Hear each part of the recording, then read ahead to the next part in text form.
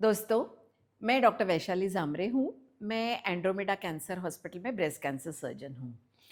आज मैं आपको एक ब्रेस्ट में एक बहुत अनकॉमन या रेयर एक ट्यूमर होता है, जिसको हम कहते हैं फेलॉइडीज़ ट्यूमर, उसके बारे में आपको बताना चाहती हूँ। फेलॉइडीज़ ट्यूमर ये थोड़ा-सा अजीब-सा नाम लगता है ना?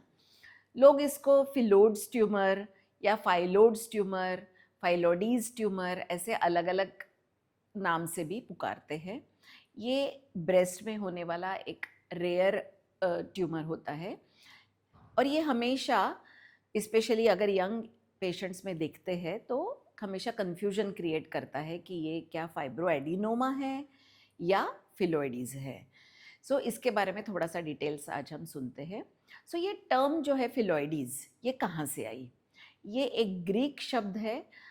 फिलोइडीज़ ग्रीक्स में एक्चुअली लीफ को कहा जाता है, यानी लीफ लाइक उसके अंदर जो स्ट्रक्चर्स होते हैं उसकी वजह से इस ट्यूमर को फिलोइडीज़ कहा जाता है। ये ब्रेस्ट का जो ट्यूमर है, ये रूटीन जो ब्रेस्ट में कॉमनली कैंसर्स पाए जाते हैं इससे थोड़ा अलग होता है, अलग बिहेव करता है और उसका ट्रीटमेंट जो अप्रोच होता है वो भी अलग होता है।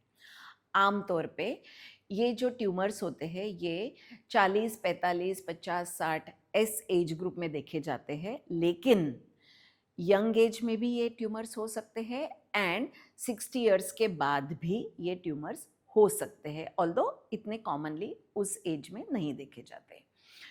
इसके लक्षण क्या होते हैं?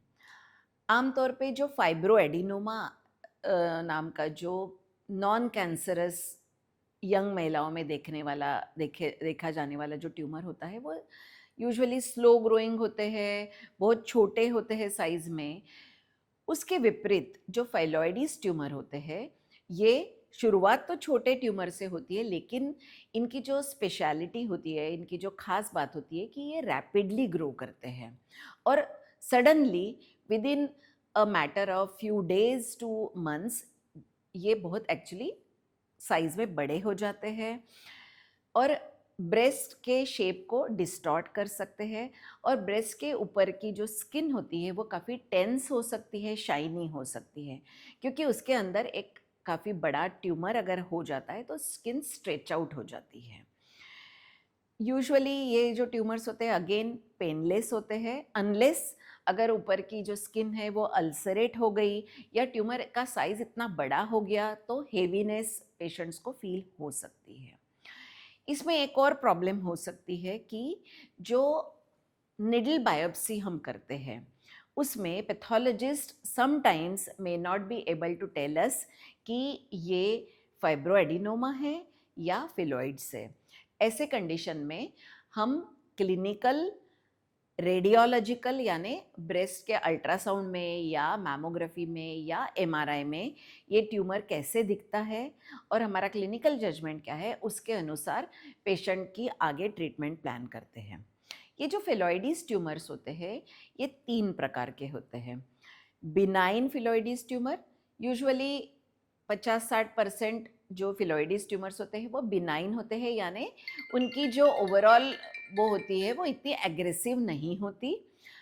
सेकंड होता है बॉर्डर लाइन ट्यूमर्स, यानी आइदर ये कैंसरस हो या बिनाइन हो, उसके बीच वाले जो ट्यूमर्स होते हैं ये उसको बॉर्डर लाइन फिलोइडीज कहा जाता है। और तीसरा प्रकार होता है मैलिग्नेंट फिलोइडीज ट्यूमर।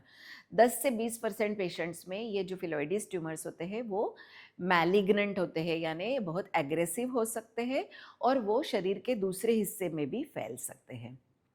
आम तौर पे अगर ये कहीं और फैला हुआ नहीं है, ये मैलिग्नेंट नहीं है, एक मार्जिन के साथ अगर ये पूरा ट्यूमर निकाला गया तो ये जो रिस्क है जिसको हम कहते हैं कि ट्यूमर रेकरेंस, ये काफ़ी हद तक कम हो जाती है।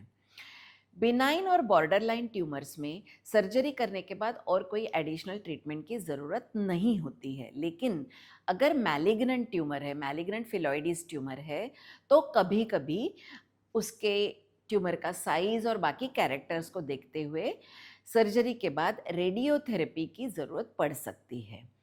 अगर ये मैलिग्नेंट फिलोइडीज ट्यूमर अगर शरीर के और कोई हिस्से में अगर फैले हुए होते हैं तो पेशेंट को सिस्टमिक थेरेपी यानी कीमोथेरेपी देने की भी ज़रूरत पड़ सकती है। ये जो फिलोइडीज ट्यूमर्स होते हैं ये कभी कभी फाइब्रोएडिनोमा के साथ कंफ्यूजन क्रिएट कर सकते हैं, या जो रूटीन ब्रेस्ट के कन्वेंशनल ब्रेस्ट कैंसर्स होते हैं उसके भी साथ डायग्नोसिस में कभी कभी कंफ्यूजन हो सकता है। इसलिए अगर ऐसा कोई रैपिडली ग्रोइंग ट्यूमर है और अगर आपके इमेजिंग में ये फाइलॉइडीज होने का अगर डाउट अगर डाला हुआ है तो एक ब्रेस्ट कैंसर स्पेशलिस्ट को या ब्रेस्ट सर्जन को आप तुरंत मिलिए, ताकि आपका डायग्नोसिस सही से हो सकता है, आपकी ट्रीटमेंट सही से हो सकती है और ये जो रेयर अनकॉमन ट्यूमर है उससे आप अच्छे से फ्री हो सकते हैं, आपकी पूरी अच्छे से ट्रीटमेंट हो सकती है। ब्रेस्ट कैंसर से रिलेटेड या ब्रेस्ट से रिलेटेड कोई भी ट्यूमर्स हो, कोई भी एलिमेंट्स हो, तो मेरे जो यूट्यूब चैनल है उसको आप सब्सक्राइब कर लीजिए, क्योंकि ब्रेस्ट कैंसर से रिलेटेड बहुत सारे इन्फॉर्मेशन के वीडियोस मेरे चैनल पे अवेलेबल हैं। Thank you.